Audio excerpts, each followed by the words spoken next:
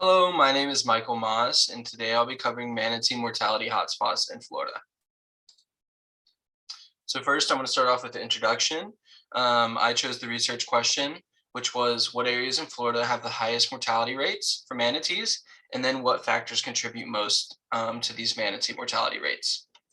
To the right here, I have a map of Florida, which is where all this data will be shown on these maps. Next, for the literature review, the first article I chose was an analysis of manatee mortality patterns in Florida, 1976 to 81. So pretty much this research showed there were 406 dead manatees the researchers looked at. The researchers determined that each of the manatees could be put in a major category. These categories were undetermined, which had 187 manatees, collision with boats, 87 manatees, early juvenile with open diagnosis, 58 manatees, entrapment in gates of navigation locks and flood control dams, 35 manatees. And then you had other human-related causes, which was 20, and then natural causes, which were 19. These research chose to use an analysis method using log linear models. These models were used to test for associations among the variables that they chose, which were location, sex, year, season, and cause of death. The researchers found there were no significant associations involved with more than any two variables simultaneously, and actually none of these involved sex. They did find, however, that significant associations were accounted for largely by increases in numbers of undiagnosed deaths in winter, flood control dam entrapments in southeastern Florida, and then, of course, collisions with boats in northeastern Florida.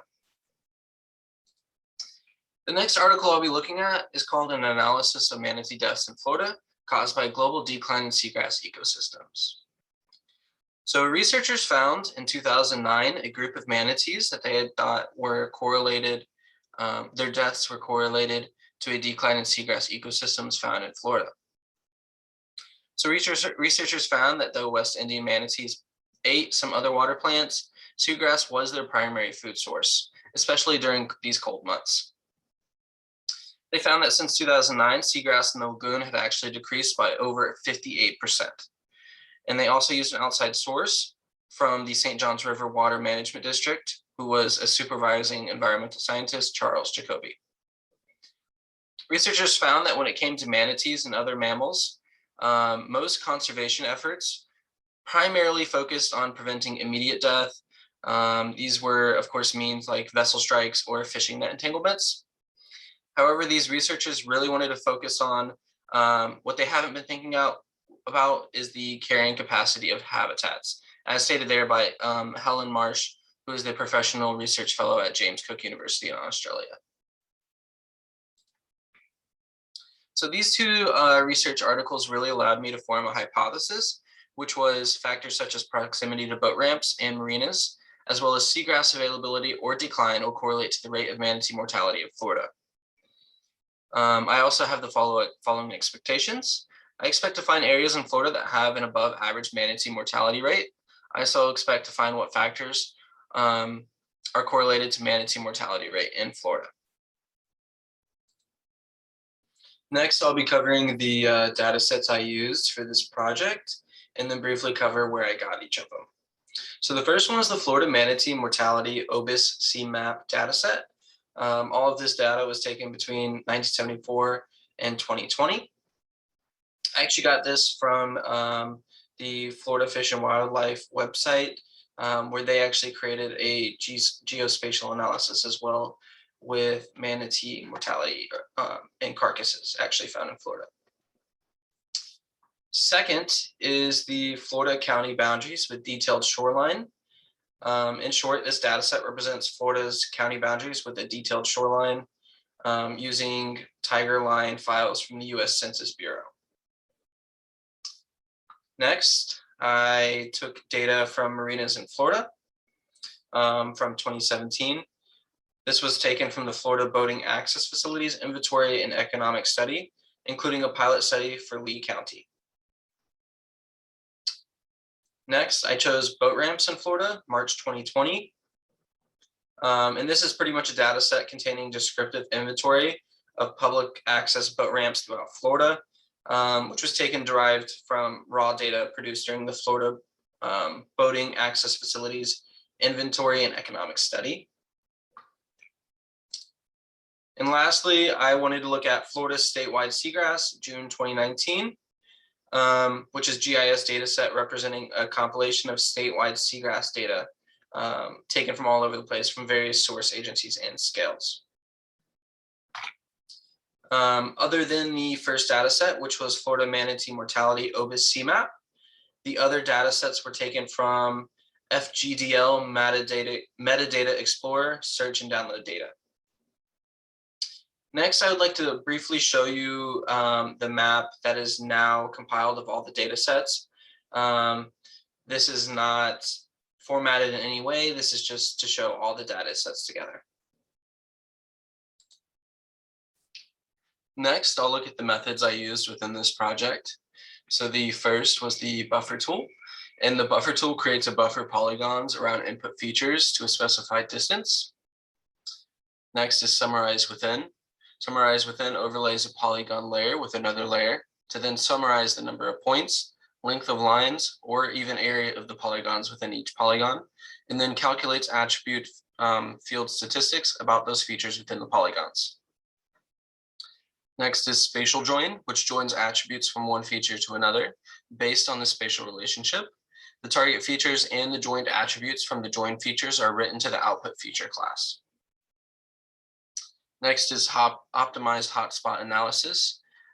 Given incident points or weighted features, it creates a map of statistically significant hot and cold points using GDIS or G statistic. It then evaluates the characteristics of input feature class to then produce optimal results. Next is density-based clustering. And this pretty much finds clusters of point features within surrounding noise based on their spatial distribution. Time can also be incorporated to find space-time clusters if I do find time-based data.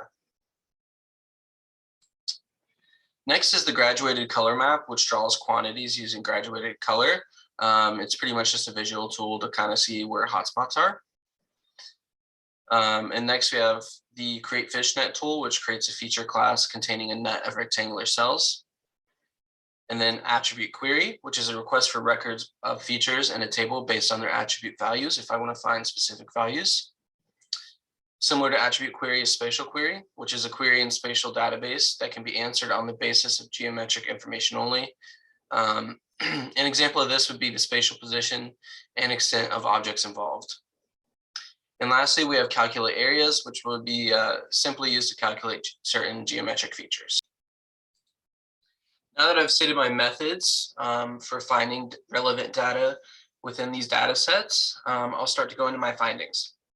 So just to first visualize the data and find initial conclusions, I put all the data sets into a graduated colors map.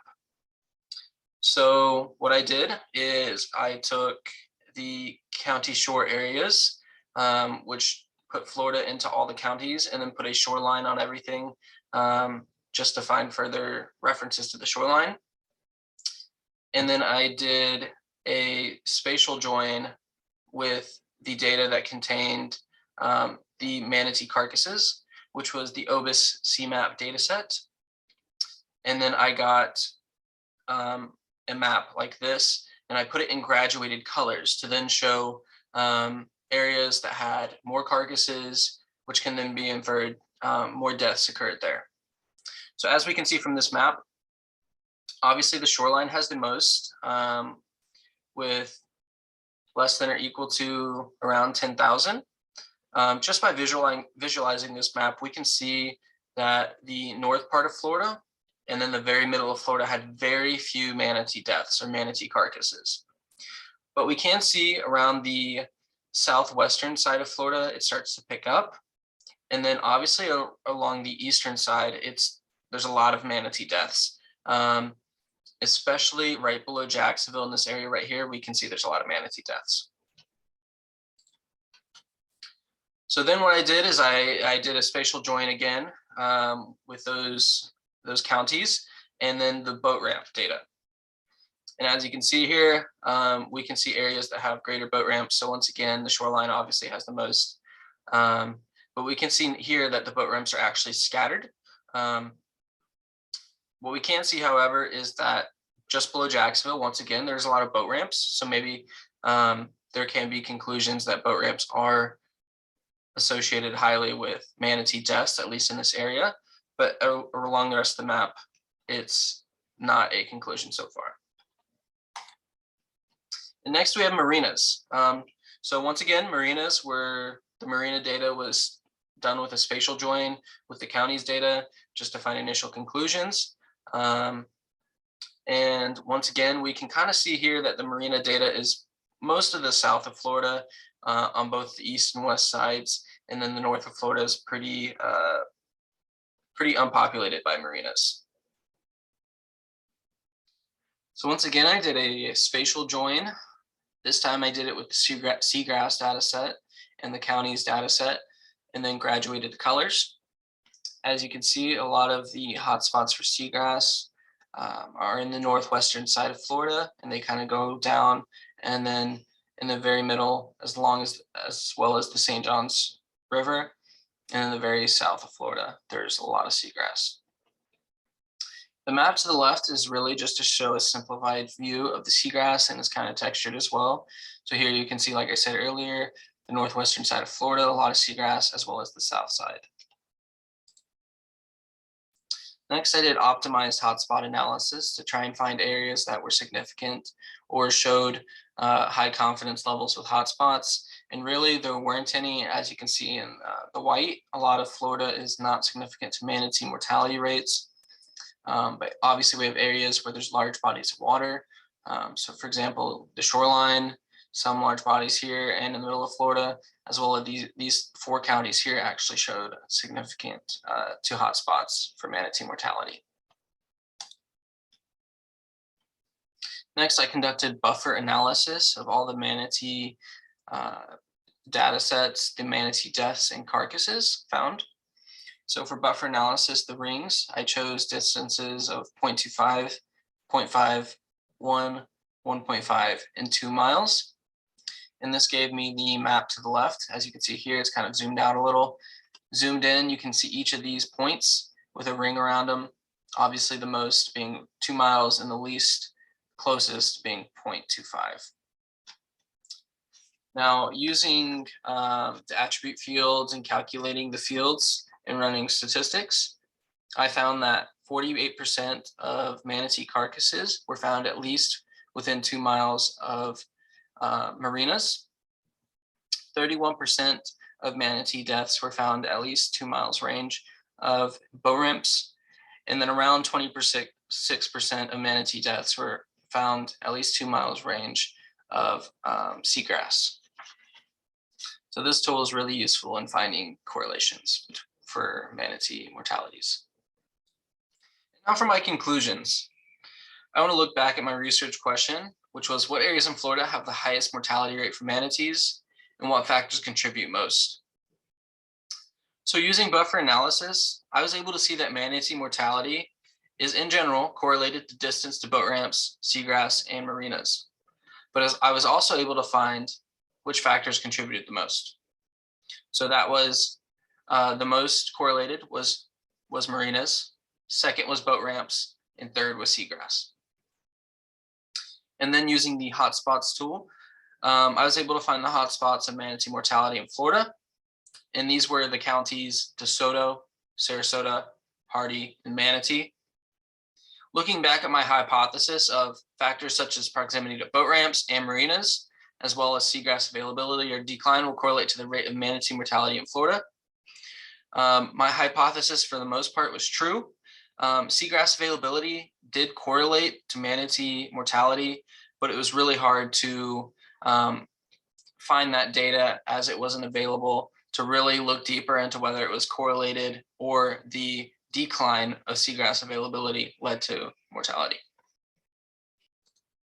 Next, I'll look at future work and limitations. So my first limitation was finding manatee mortality data that directly linked to counties. So as you saw in the maps, a lot of the counties had their manatee mortality data in the shoreline, which took it away from the county and put it as part of the shoreline. And I tried finding data sets that just had counties, but it would put that manatee mortality rate completely outside of any classification. So that was a big limitation with this study. The next limitation was regarding the seagrass deterioration data. I could find a lot of data in peer-reviewed articles, but they lacked the latitude and longitude to point out exactly where seagrass was deteriorating. So I wasn't able to do that in my study and correlate seagrass deterioration to manatee mortality. As far as future work can focus on counties with high manatee mortality rates and boating/environmental rules, effectiveness in protecting manatees. So diving into more specific rules and regulations and how those affect manatee mortality rates in those counties with high manatee mortality rates. As far as acknowledgements, I'd like to acknowledge Andrea Krizistan at the Florida Fish and Wildlife Conservation Commission, Fish and Wildlife Research Institute. Andrea actually provided the data set containing manatee mortalities, as well as research on variables that might be significant to manatee mortality. And this data set helped a lot in both visualizing the data and getting a start on my own research. These are my references, and thank you for your time.